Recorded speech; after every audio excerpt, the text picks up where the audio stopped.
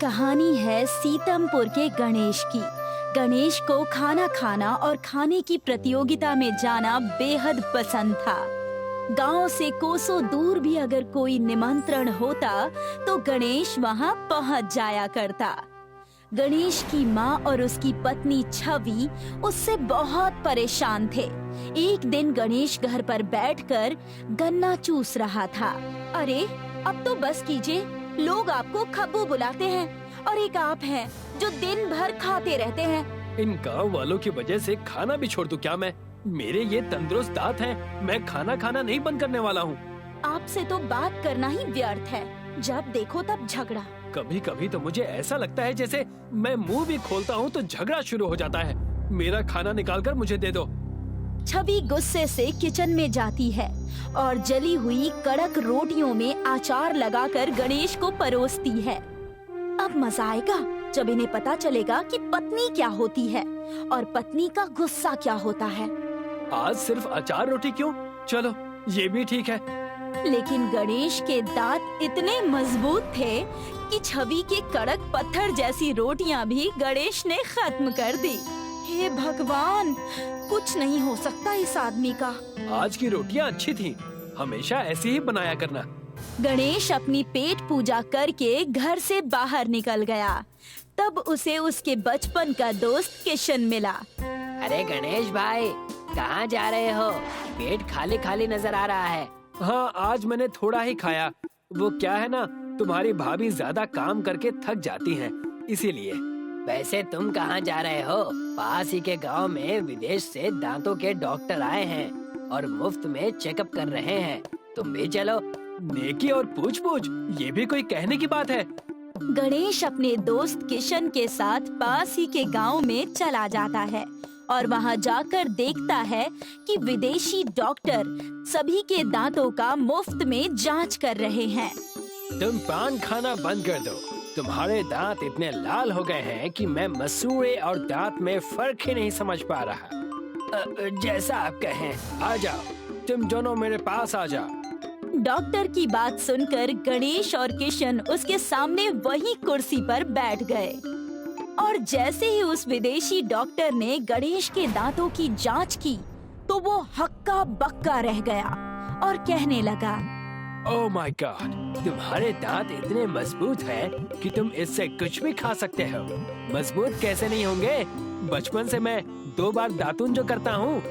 गणेश और किशन अपने दांतों की जांच करवा के वहाँ से घर चले गए, लेकिन विदेशी डॉक्टर रॉबर्ट के मन में लालच आ गया। उस मोटे इंसान के दांत अगर मैं विदेश लेकर चला जाऊं और उसे बेच दूं, तो मुझे ढेर सारे पैसे मिल जाएंगे। उन दांतों को स्टडी के लिए भी ले जाया जा सकता है और इससे मुझे प्रमोशन भी मिल जाएगी। तब मैं अपना खुद का क्लिनिक खोल लूंगा। डॉक्टर ने गणेश के दांतों को निकालकर उन्हें बेचने के बारे में सोचा और उसने गणेश के खास दोस्त किशन को इस चीज में शामिल कर लिया। अगर तुम मुझे तुम्हारे दोस्त गणेश के दांत लाकर दोगे तो मैं तुम्हें ढेर सारे रुपए दूंगा। ये तुम मुझसे कैसी बात कर रहे हो? मैं कुछ रुपयों के लिए अपने दोस्त के दांतों को नहीं लाकर दूंगा।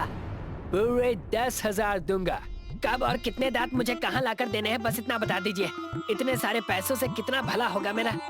ये हुई ना बात। विदेशी डॉक्टर के कहने के मुताबिक किशन ने वैसा ही किया। गणेश को अपने घर निमंत्रण पर बुलाया और खाने में पूरियां थी और उसने पूरियों के अंदर कड़क कड़क कंकड़ भर दिया था और दाल में भी कंकड़ डाल दिया था। बड़े दिनों बाद मुझे किसी ने निमंत्रण में बुलाया है। तुम्हारा बहुत बहुत शुक्रिया। आ जाओ, आ जाओ। जैसे ही गणेश ने खाने का एक निवाला खाया तो कंकड़ की पूरियों की वजह से उसके 2 दांत टूटकर गिर गए। हे भगवान, ये क्या खिला दिया? मेरे दोनों दांत गिरकर टूट गए। बहुत दर्द हो रहा है। अरे ये कैसे हो गया? लगता है कंकड़ आ गया होगा।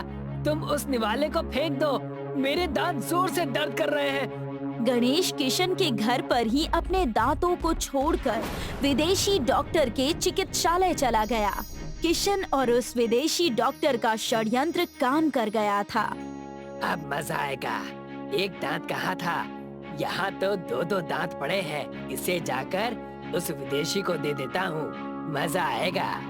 किशन उन दांतों को लेकर डॉक्टर के पास गया और वहां जाकर देखा कि गणेश पहले से ही अपने दांतों के बारे में बता रहा है। तुम्हारे दांत तो सबसे मजबूत थे, अचानक ऐसे कैसे हो गया? तुम्हें अपने दांतों को आराम देना होगा।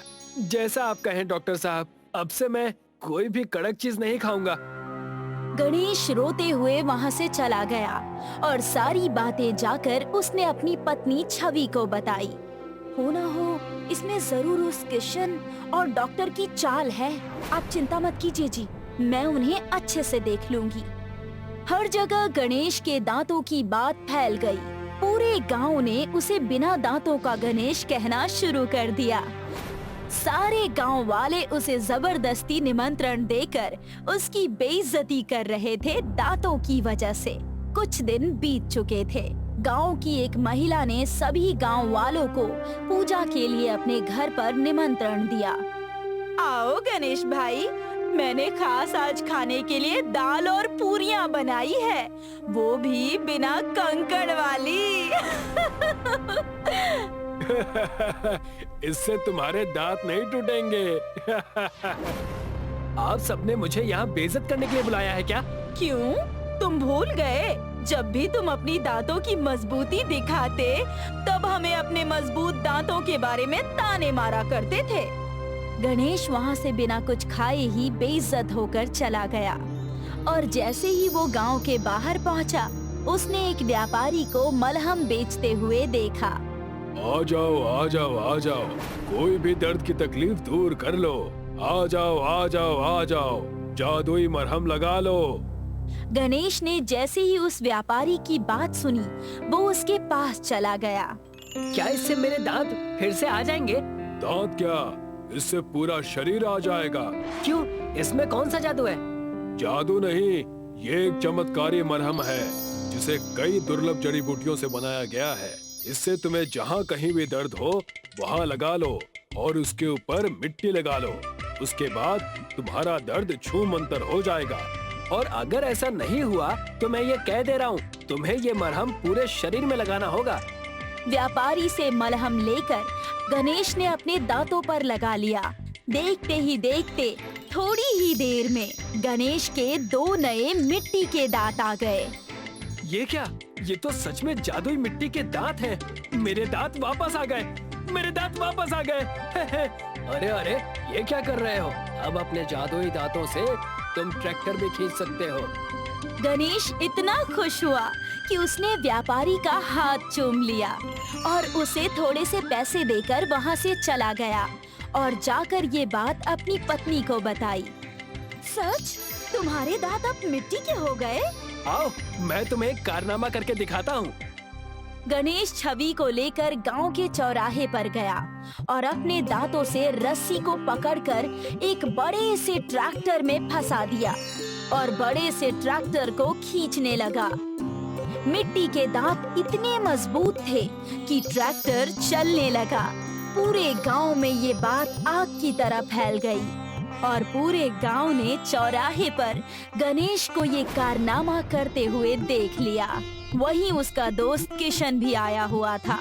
क्या बात है गणेश, तुम्हारे दांत तो पहले से भी ज्यादा ताकतवर हैं। आखिर ये हुआ कैसे? गणेश के दांत तो मैंने ही तोड़े थे। किशन ने ऐसा ही किया। उस डॉक्टर को सारी बात बता दी और उस विदेशी के साथ उस गणेश से मिलने उसके घर चला गया। लेकिन इस बार गणेश और उसकी पत्नी छवि तैयार थे। अरे आइए आइए डॉक्टर साहब, बड़े दिनों बाद दर्शन हुए। अरे मैंने तुम्हारे दांतों के बारे में सुना। Good good. अगर आप दोनों को भी दांत मेरे जैसे मजबूत करने हैं, तो उसका उपाय छवि के पास है। मैंने आज काजू बादाम डालकर सेवइयां बनाई है, जिसे खाकर इनके दांत मजबूत हुए थे। मैं चाहती हूँ कि आप लोग भी यही खा लो, लेकिन एक शर्त पर। इसे तुम्हें एक साथ ही खाना होगा। हाँ हाँ, जल्दी से लाओ। देर किस बात की, हम यही चाहते हैं, हमारे भी दांत मजबूत हो जाए। तब उनके सामने छवि एकदम खास सफेद पत्थर डालकर सेवइयां लाती है। जिसे देखकर किशन और विदेशी दोनों उतावले हो जाते हैं और एक सांस में ही खाने की कोशिश करते हैं। और जैसे ही उन पत्थर की सेवइयों को खाते हैं, उसके खाते ही उनके सारे दांत टूटकर नीचे गिर जाते हैं। ये क्या कर दिया? मेरे मुंह से सिर्फ हवा आ रही है। अब ये क्या कर दिया?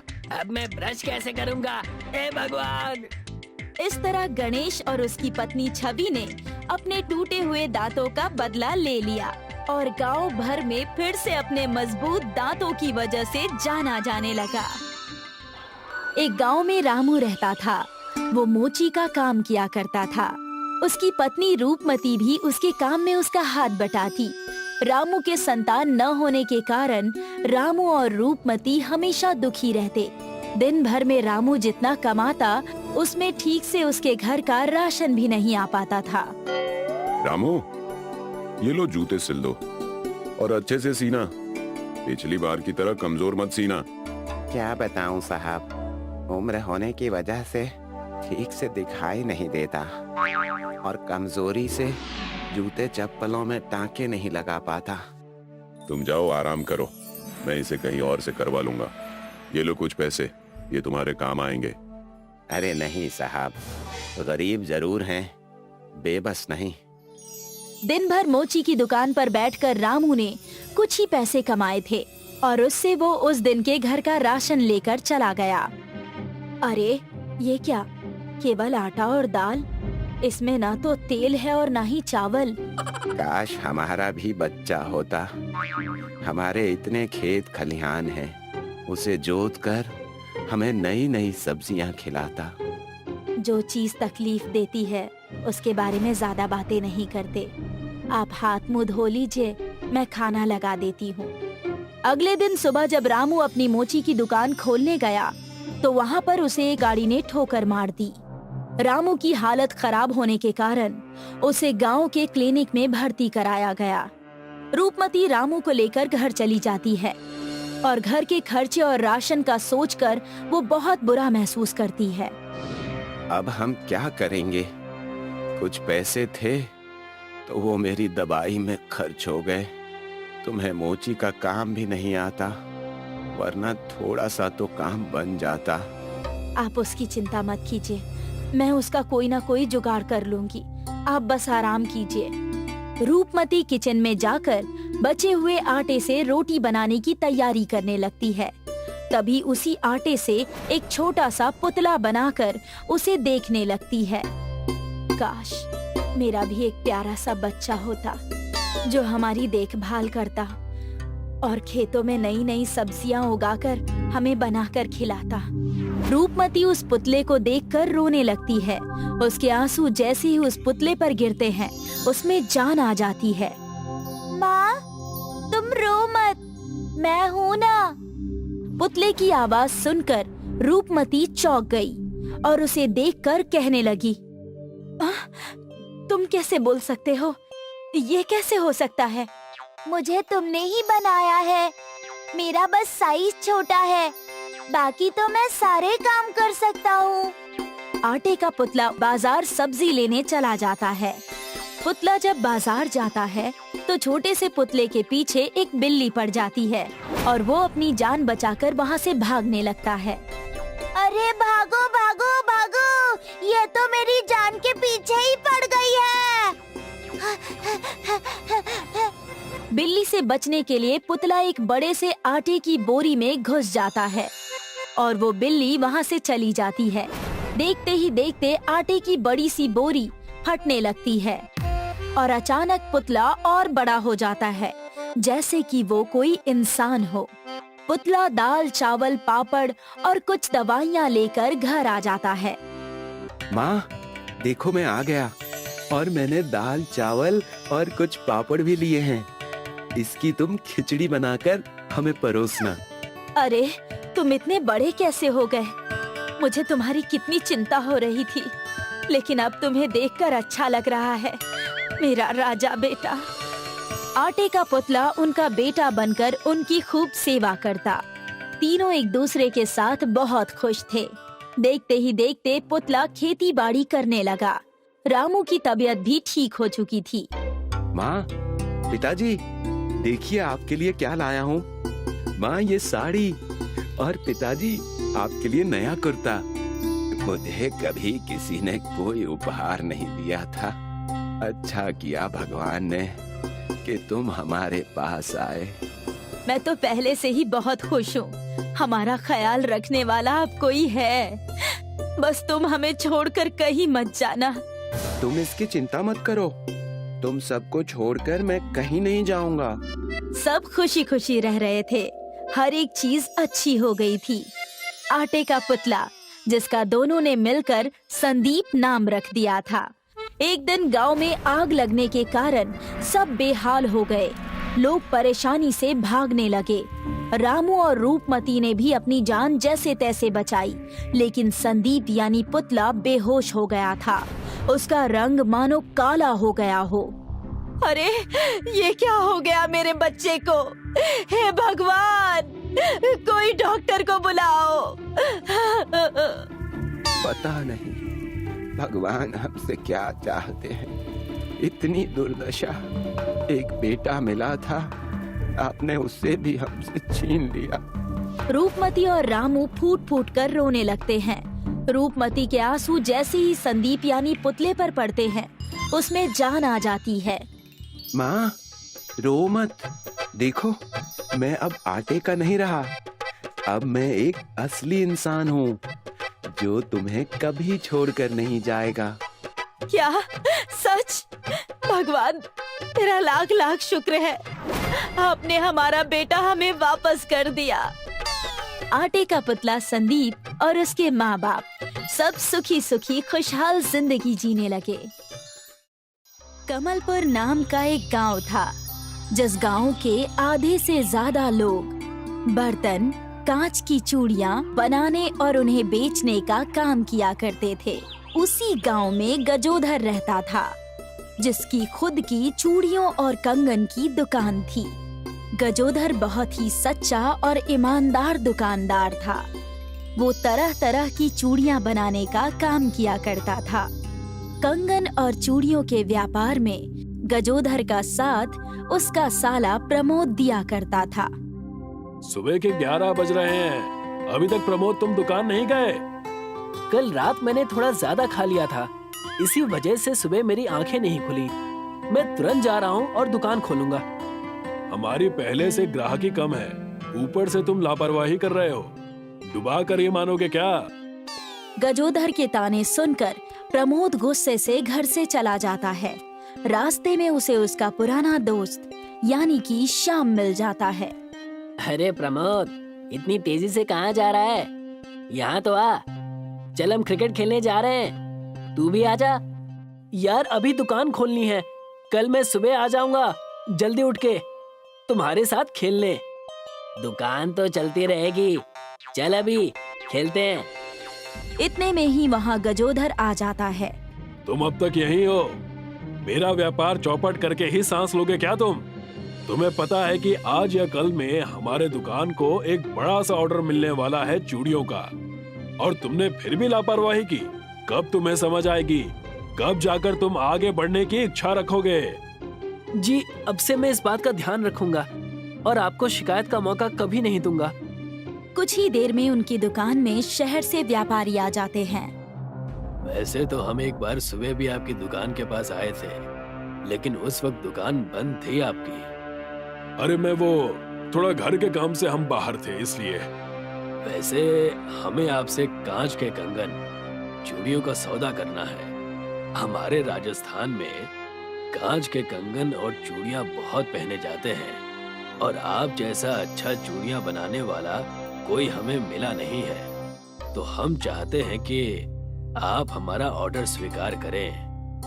अरे ये तो हमारे लिए सौभाग्य की बात होगी। कहिए, आपको कितने दर्जन चूड़ियां और कंगन चाहिए? हमें रंग बिरंगे कांच के कंगन पूरे 1 लाख चूड़ियां चाहिए, और अगर आपने उसे समय से दे दिया तो हम आपके कंगन राजस्थान के हर गांव में पहुंचा देंगे। आपका काम पूरा हो जाएगा। हम आपके 1 लाख कंगन बनाकर तैयार रखेंगे। और हाँ, उसमें कई तरह के डिजाइन भी शामिल होने चाहिए। व्यापारी अपना ऑर्डर बताकर वहाँ से चले जाते हैं। तब गजोधर प्रमोद से कहता है, देख और सुन तो तुमने लिया ही है, हमें कैसे भी अब 1 लाख कंगन बनाने हैं। जीजा जी, ये सौदा करने के लिए मैं आपके साथ जी जान लगा दूंगा। गजोधर और उस व्यापारी के बीच कंगन की डील वाली बात गांव के कुछ अन्य चूड़ी कंगन बनाने वाले लोगों के पास पहुंच गई। तुमने सुना कि नहीं, गजोधर को किसी राजस्थान के बड़े व्यापारी ने 1 लाख कंगन का ऑर्डर दिया, और अगर उसने ये कर दिया तो 1 लाख का 2 लाख भी हो सकता है, और वो भी 15 दिनों में। एक वो है और एक हम। हमारी चूड़ियां तो हमारे घर की बहू बेटियां भी नहीं पहनती। ये रहा सामान। चलिए जीजा जी, अब हम काम शुरू करते हैं। गजोधर और प्रमोद दिन रात कड़ी मेहनत करके बाजार से ब्याज पर पैसे उठाकर 1 लाख कंगन बनाकर तैयार कर देते हैं, और उनकी मेहनत रंग लाती है। रंग बिरंगे कंगन बहुत ही अच्छे और बहुत ही प्यारे अब बनकर तैयार थे, लेकिन उनके साथी दुकानदारों को ये बात हजम नहीं होती। बस 2 दिन बचे हैं, वरना गजोधर सौदा ले जाएगा। अरे तो हम करें भी तो क्या करें? अरे तुम हमेशा ऐसे ही बुद्धू ही रहोगे क्या? हम नहीं कर सकते तो क्या हुआ? मैं एक गुंडे को जानता हूँ, उसे बस कुछ पैसे देने हैं और देते ही वो अपना काम कर देगा। तो तुम उससे कह दो कि जब प्रमोद 1 लाख कंगन लेकर राजस्थान के लिए निकलेगा, तब उसकी गाड़ी का एक्सीडेंट करवा दे। ना कंगन बचेगा, ना व्यापार। ठीक वैसा ही हुआ। प्रमोद गाड़ी भरकर सारे कंगन वक्त से पहले लेकर जा रहा था। तब उन गुंडों ने एक बड़ा सा ट्रक प्रमोद की छोटी सी गाड़ी से भिड़ा दी। प्रमोद की जान तो बच गई, लेकिन सारी चूड़ियां और सारे कंगन टूट गए। अरे नहीं, मेरे कंगन! हे भगवान, सारी मेहनत खराब हो गई। प्रमोद उसी हालत में घर जाकर अपने जीजा गजोधर और अपनी दीदी को सारी बात बताता है। सत्यानाश! ये क्या कर दिया तुमने? मुझे तुमने कहीं का नहीं छोड़ा। बाजार से ब्याज पर पैसे तक ले लिए थे। जब तुम्हें भेजा था मैं तभी समझ गया था कि तुम कुछ ना कुछ गड़बड़ जरूर करोगे। मैं क्या करता, मेरी भी जान जैसे तैसे ही बची और मैं वहाँ से खाली हाथ आ गया। गजोधर प्रमोद की बात सुनकर गुस्से से घर से निकल जाता है। प्रमोद जानता है कि वो इन सब का जिम्मेदार नहीं है, लेकिन फिर भी वो सहम जाता है। दीदी, मेरे जीजा जी ने इतनी मेहनत की और सब कुछ मिट्टी में मिल गया। कांच के कंगन हैं, मिट्टी के तो नहीं, जो ना टूटेंगे। और कांच के कंगन बनाने में समय भी तो लगता है। जैसे ही प्रमोद ने अपनी दीदी से मिट्टी के कंगन की बात सुनी, वैसे ही उसके मन में एक विचार आया। उसी दिन सुबह प्रमोद अपने दोस्त श्याम के साथ व्यापारी को देने के लिए मिट्टी के कंगन बनाना शुरू कर देता है। पूरा दिन मिट्टी से कई प्रकार के कंगन, चूड़े और कलाई में पहनने वाले कड़े बनाता है, और फिर रात को उन्हें आग में तपाता है, जिससे कि कंगन पक सके और ज्यादा मजबूत हो जाए। और उसके बाद उन्हें अलग अलग रंग से कलर कर देता है। भाई, हमने कर दिखाया। जाकर तुम अपने जीजा जी को ये चीजें दिखा दो। अभी नहीं, मैंने उस व्यापारी को अपने घर बुलाया है। वो आज आएंगे, तब हम उन्हें ये मिट्टी के कंगन दिखाकर सौदा करेंगे। दोनों दोस्त व्यापारी का इंतजार करने लगते हैं। गजोधर भी घर आ जाता है और आकर व्यापारी को देखकर घबरा जाता है। हे भगवान, अब इस व्यापारी को क्या मुंह दिखाऊं? कैसे कहूं कि सारे कंगन एक्सीडेंट की वजह से टूट गए? जी, सारे कंगन तैयार हैं, बस हमें आपका ही इंतजार था। नेकी और पूछ-पूछ, मैं आया ही कंगन लेने हूँ। चलो मुझे चलकर दिखाओ। प्रमोद व्यापारी को मिट्टी के कंगन दिखाता है। गजोधर मिट्टी के कंगन देखकर हैरान हो जाता है, और व्यापारी भी। अद्भुत, अद्भुत, ये हुई ना बात। हम इसी चीज की तलाश में तो थे। वाकई बहुत अच्छी कारीगरी, रंग, बनावट, सब कुछ बहुत अच्छा है। जी, बचपन से ही मिट्टी के सामान बनाने का शौक था। आज वही काम आया। मुझे ये डील मंजूर है। तुम्हारी कारीगरी मुझे बेहद पसंद आई। हमारे राजस्थान में ऐसे कंगन खूब बिकेंगे। व्यापारी के इतना कहते ही गजोधर खुशी से झूम उठता है। मैं तुम्हें हमेशा से निकम्मा समझता था, लेकिन तुम तो हीरा निकले। खुश रहो। वाकई तुम्हारा साला बहुत होनहार और बहुत ही मेहनती है। कुछ समय बीतने के बाद मिट्टी के कंगन बहुत ज्यादा प्रसिद्ध हो जाते हैं। कंगन के साथ साथ लोग कड़े, मिट्टी का घड़ा और कलाई बंद ऐसी चीजें खरीदने लगते हैं और ये सब देखकर दूसरे दुकानदारों की बोलती भी बंद हो जाती है। कुछ ही समय में गजोधर और प्रमोद का व्यापार आसमान छूने लगता है।